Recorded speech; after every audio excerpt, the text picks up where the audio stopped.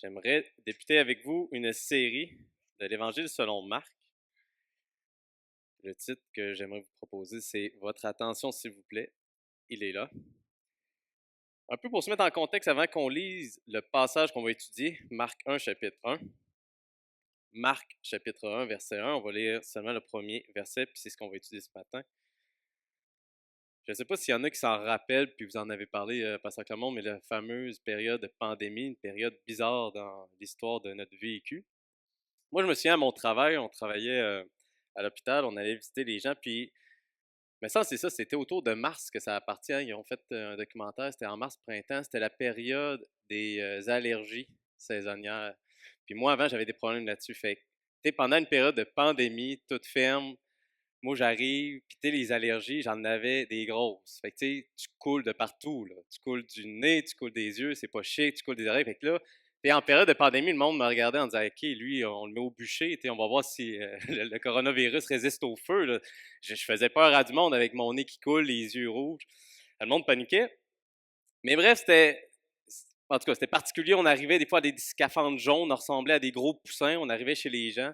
C'était un peu bizarre là, quand on travaillait dans le réseau de la santé à domicile dans ce temps-là. Puis, je me souviendrai de ce moment-là où est-ce que ma boss, ma chef d'équipe, a dit à un moment donné, Hey, écoutez, j'ai une bonne nouvelle. On va assouplir les mesures. Votre manière de travailler maintenant, on va retrouver un peu plus la vie normale. C'était une bonne nouvelle. Vous avez peut-être déjà entendu des bonnes nouvelles dans votre vie. Quand on dit une bonne nouvelle au niveau de la météo en disant là, c'est difficile, il y a beaucoup plu, mais là, bonne nouvelle, la météo va s'améliorer. Bonne nouvelle au niveau de la santé, vous avez des problèmes de santé, mais bonne nouvelle, autrement dit, il y a eu guérison, il n'y a plus de signes de maladie, bonne nouvelle. Mais ici, Marc nous parle de la bonne nouvelle, ce qui n'est pas pareil, ce qui a une importance capitale, ce à quoi l'espérance que Pasteur Clermont faisait référence. Fait que si on le lit, Marc chapitre 1, verset 1, l'évangile de Marc, le message central du message de ce matin, ça va être le début de l'évangile de Jésus-Christ selon Marc. On le lit dans Marc 1, chapitre 1, verset 1. C'est ainsi qu'a commencé la bonne nouvelle de Jésus-Christ, le Fils de Dieu. Pour la prédication, pour la série de prédications que je vais faire sur Marc, j'ai beaucoup utilisé le commentaire du docteur Dominique Anger, doyen de la faculté de théologie évangélique. Excellent ouvrage, si vous pouvez mettre la main là-dessus. Je vais beaucoup m'en inspirer. Puis, je suis extrêmement d'accord avec lui. Juste dans le premier verset, les termes, les mots utilisés, si on passe trop vite, on passe à côté des trésors parce qu'il y a du stock pas mal à dire. Je vais essayer de me concentrer pour que ce soit juste en une prédication. Ça, c'est mon défi. Mais on pourrait subdiviser Marc 1, verset 1 en 3 points principaux. S'il y en a qui prennent des notes, je sais que mon épouse en prend pour noter en note mes niaiseries. Fait que 3 points principaux de l'enseignement ce matin. Jésus nous est annoncé par le prophète Jean-Baptiste. Jésus nous est annoncé par le prophète Jean-Baptiste, premièrement. Deuxièmement, on va voir Jésus règne sur nous en majesté. Deuxièmement, Jésus règne sur nous en majesté. Et troisièmement, Jésus est venu comme le Messie divin. Jésus est venu comme le Messie divin. Troisième point. Donc, le premier point, ici, je le rappelle, premièrement, Jésus nous est annoncé par le prophète Jean-Baptiste.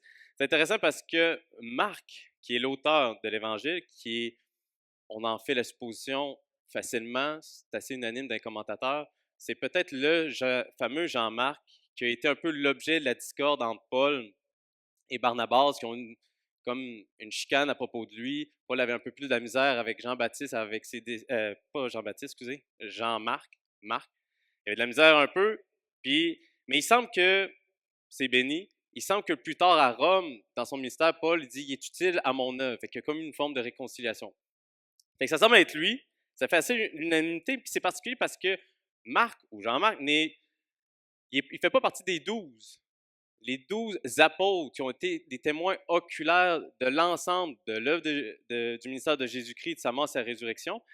Et beaucoup conviennent de dire, puisqu'il a été sous la tutelle de l'apôtre Pierre à Rome, mais probablement qu'il a été un peu, ben là, je fais semblant de taper, mais je pense pas qu'il tapait, là, Marc, mais à ce temps-là, ça n'existait pas.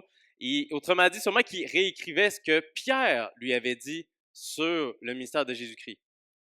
Fait que c'est probablement comme ça, dans ce contexte-là, que Marc a rédigé son évangile. Et le début qui dit « c'est ainsi qu'a commencé », ben pour Marc, si on voit l'évangile, la bonne nouvelle de Jésus-Christ, on pourrait dire son angle, la facette du diamant de l'évangile que Marc nous présente, c'est ça commence avec Jean-Baptiste. Le ministère, la proclamation, ce que faisait Jean-Baptiste, c'est comme ça que commence l'évangile de Jésus-Christ. Très intéressant. Jean-Baptiste qui a reçu une autorité déléguée par Dieu pour préparer la venue du Messie parmi son peuple élu, Israël. Dans Marc, les premiers versets du chapitre 1, on y lit comment des textes de l'Ancien Testament prédisaient la venue de Jean-Baptiste. On lit son mandat prophétique, à Jean-Baptiste son activité, le message qu'il véhiculait, puis on va voir plus tard dans le chapitre 1 qu'il a baptisé Jésus-Christ dans le Jourdain, puis on va voir pourquoi plus tard. Et c'est intéressant parce que je ne sais pas si vous vous rappelez, ailleurs dans les évangiles, il est dit de Jean-Baptiste que, en termes né d'une femme, il n'y en a pas de plus grand. Ça vous dit quelque chose? Pourquoi selon vous? C'est quand même une déclaration forte. Jésus dit d'un être humain, hey, né d'une femme, il n'y en a pas de plus grand. C'est parce qu'il y avait des super pouvoirs? Oui et non. Mais peut-être pas des pouvoirs comme les héros de Marvel. Là. Mais selon vous, pourquoi? Né d'une femme, il n'y en a pas de plus grand. Ah, ok, fait que je ne suis pas si niaiseux ça de me demander la question, on jase à matin. Ben, probablement, l'unanimité des commentateurs là-dessus, généralement, là, ce que les gens disent, c'est probablement que Jésus-Christ faisait référence au fait que dans son mandat prophétique, lui, Jean-Baptiste, a vu ce qui avait été annoncé par les prophètes de l'Ancienne Alliance. Lui, il était comme au seuil de la porte du spectacle. C'est comme si les prophètes d'avant, ils ont fait des affiches, des annonces. Il y a un Messie à venir. Il y a un sauveur, il y a un rédempteur en Israël à venir, mais c'était comme partiel et ils l'ont jamais vu littéralement.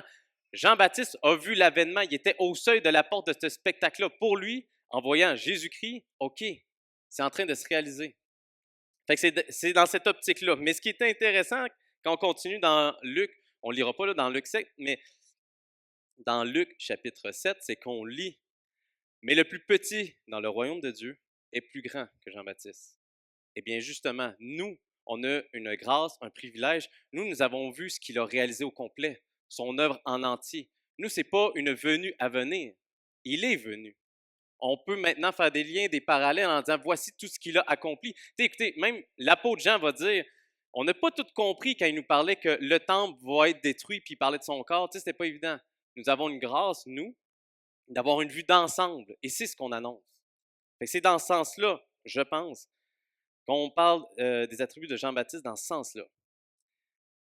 Fait que ça commence avec Jean-Baptiste, l'évangile ici dans Marc, qui ouvre la voie pour que l'on porte nos regards, notre admiration sur l'objet de la bonne nouvelle.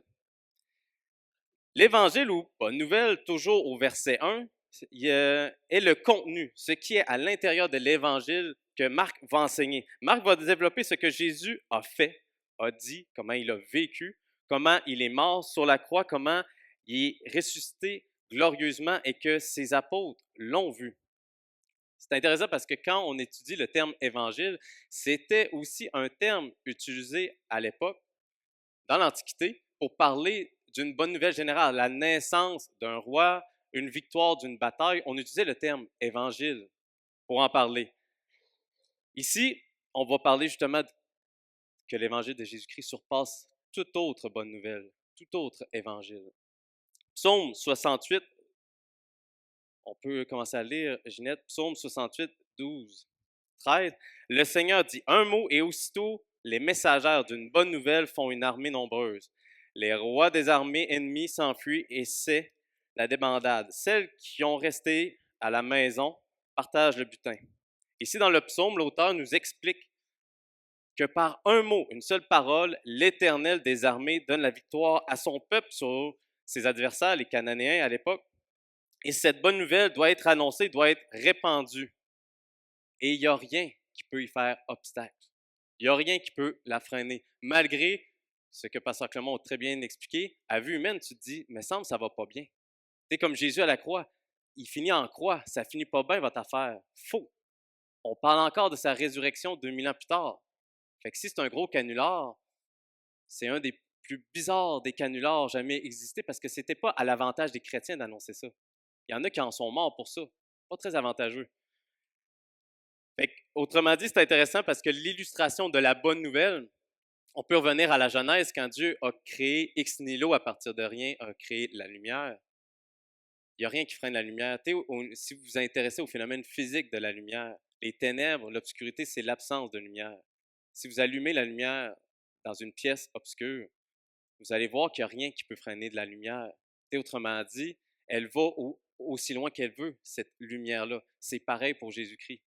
Même sa mort, Dieu se sert des autorités de l'époque corrompues pour dire oui, oui, vous allez me mettre en croix, c'est nécessaire pour le salut de plusieurs. Et ça, on va y revenir. Donc Jésus, par son enseignement, nous amène à la lumière et à la vie spirituelle. Si la victoire d'Israël, ça aussi c'est important dans l'Évangile de Jean, souvent dans l'Ancien Testament, dans l'Ancienne Alliance, les victoires d'Israël contre leurs ennemis, c'était temporaire. Pendant quelques années, ils vont vivre en paix. Jésus-Christ nous promet une paix, un règne éternel, sans arrêt. C'est ce qu'on proclame. Et on va voir à travers Marc, qui va citer Ésaïe, comment la bonne nouvelle de Dieu nous parlait que Dieu va venir, que Dieu va régner et que Dieu sauvera. Ce qu'il a commencé à différents événements dans l'histoire d'Israël, il va parfaitement l'accomplir en Jésus-Christ. On en bénéficie déjà. Maintenant, l'application de ça, que Dieu va venir, va régner et va nous sauver.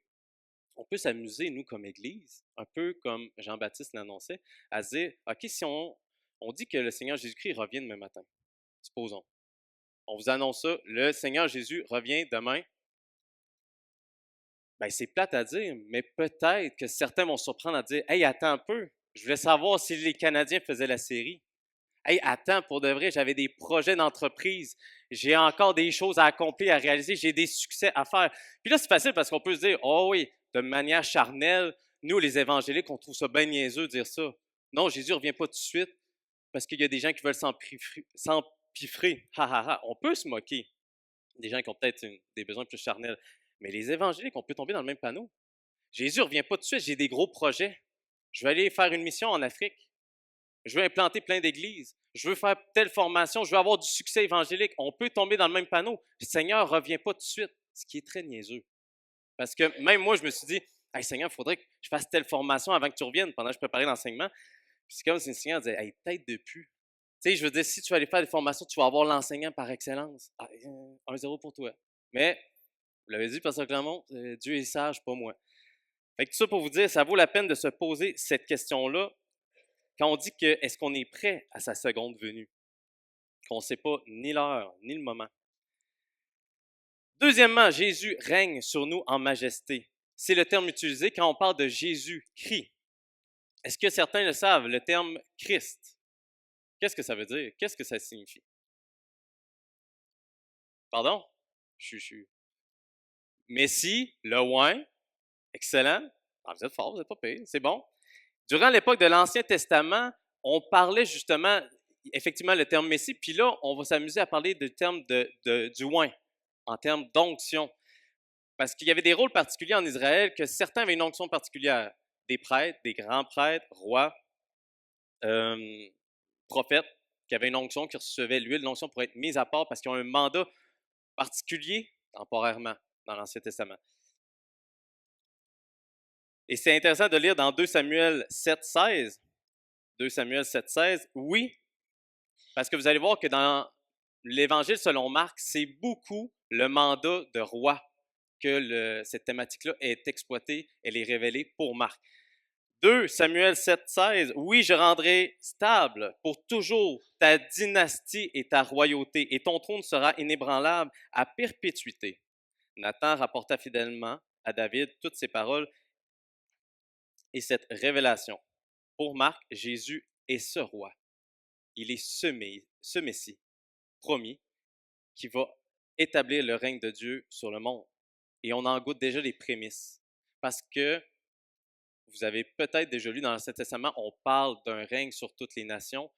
Écoutez, on célèbre le jour de la résurrection du Seigneur Jésus-Christ. On glorifie, on l'adore à travers toutes les nations. Fait qu'il y a une forme déjà de réalisation là, qui se réalise actuellement, 2000 ans après sa venue. C'est Jésus l'héritier éternel du trône de David. C'est la royauté de Jésus après lequel le peuple juif soupire. C'est le roi qui est assis à la droite de Dieu, malgré les moqueries qu'on entend contre Dieu et malgré les épreuves qu'on peut vivre, ben, il règne. Parce que le monde l'a très bien développé, fait qu'il me sauve du temps. Ça, c'est très bien développé en plus. Et parlons d'un roi, un bon leader. Je l'ai expérimenté quand j'avais fait de la formation. Il est où, Danny? Danny, on a fait notre formation ensemble au niveau militaire. Souvent, il y a deux leaders. Je ne sais pas si tu t'en rappelles, mais deux types de leaders.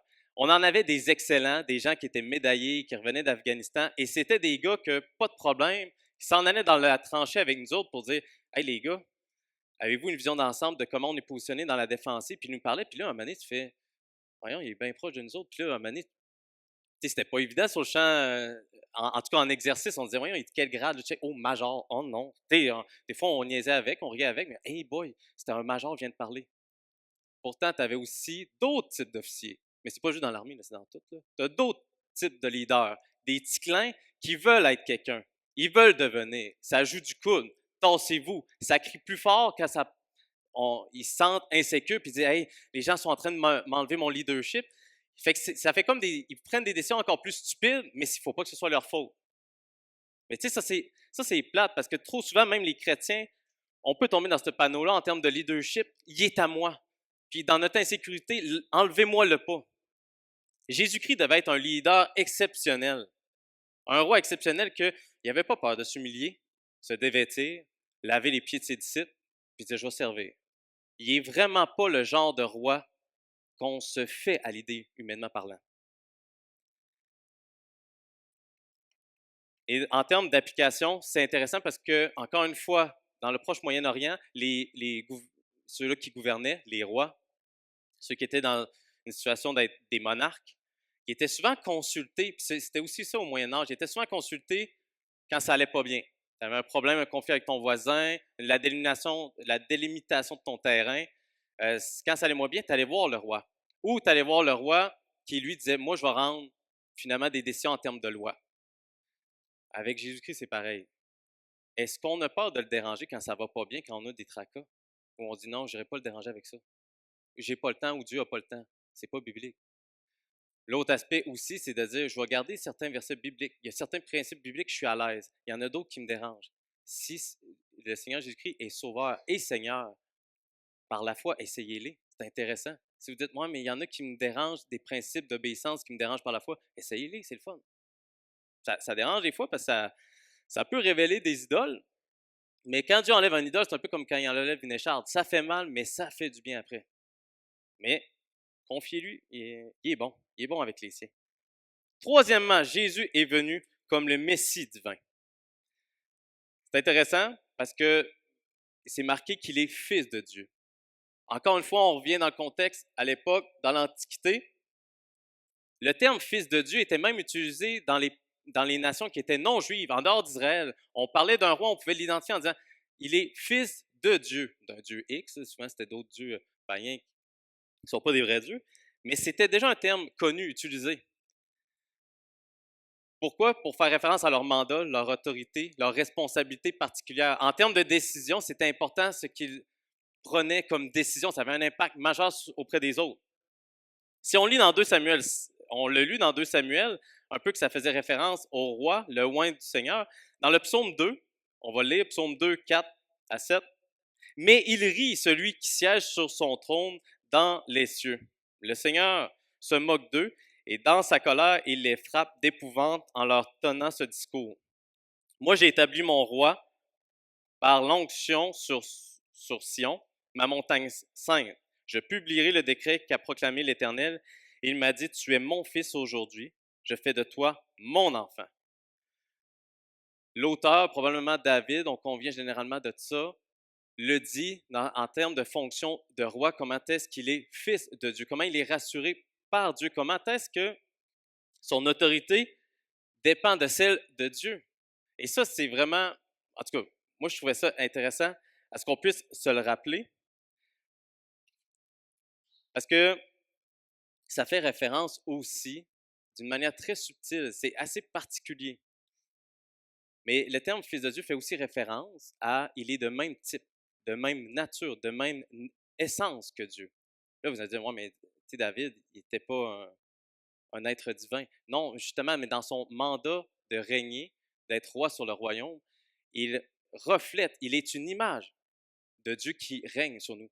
Et ça, c'est intéressant parce que Jésus-Christ est aussi celui qui est décrit comme étant éternellement engendré du Père, non créé, ce que vous avez vu dans l'étude de la Confession de foi 1689. Il est éternellement engendré et non créé, encore une fois pour parler de sa proximité, de comment il est digne de confiance comme un Dieu parce qu'il est Dieu. Et ça, c'est déstabilisant, mais on va en parler ce matin que Marc va montrer, puisque Jésus va être souverain, va gouverner sur des éléments naturels, il va même pardonner les péchés, ce qui était une caractéristique de Dieu. Saviez-vous ça que c'est important? Il me reste déjà 8 minutes, je fais attention. Saviez-vous ça que c'est extrêmement important pour notre salut à nous, les croyants, que notre Messie soit 100% Dieu?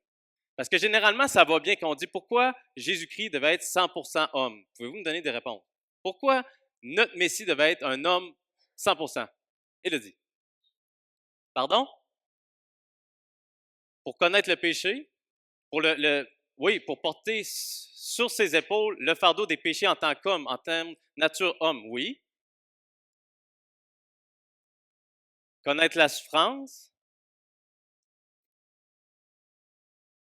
en termes de proximité, c'est parfait. Fait que ça, on convient de ça. Et humainement, il a réalisé parfaitement la loi de Dieu. Ce que Dieu demandait, lui, il n'a jamais péché, pas vrai? Pour satisfaire la justice de Dieu, principe justice passive et active, très cher aux réformés, ça va. Mais des fois, on se dit, hey, pourquoi fallait qu'il soit 100% Dieu? Moi, je me sentais mal de me poser ça en disant, je suis sûr que tous les chrétiens savent ça. Puis un moment donné, c'est le pasteur Pascal Deneau, il paraît qu'il s'est fait poser cette colle-là, cette question-là, quand ils l'ont mis à l'épreuve pour être officier comme pasteur, comme enseignant, prédicateur. Eux autres, chez les réformés, ils s'amusent à faire ça. T'sais. En tout cas, si vous me mettez à l'épreuve avec des questions de même, moi, je ne vais pas dormir pendant une semaine. Bref, ils s'amusaient à faire ça. Oui, Maurice?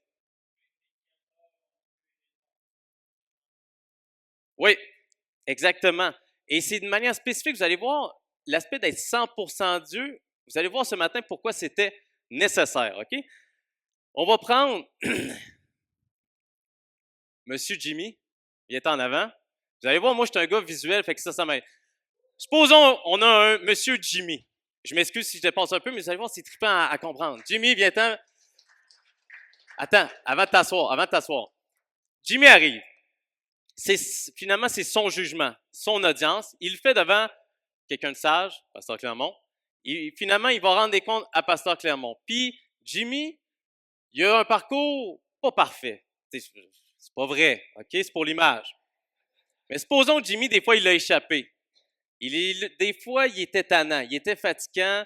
Puis, il a fait au moins dans toute sa vie, supposons un chiffre, mais vous allez voir, l'aspect quantitatif aide à comprendre.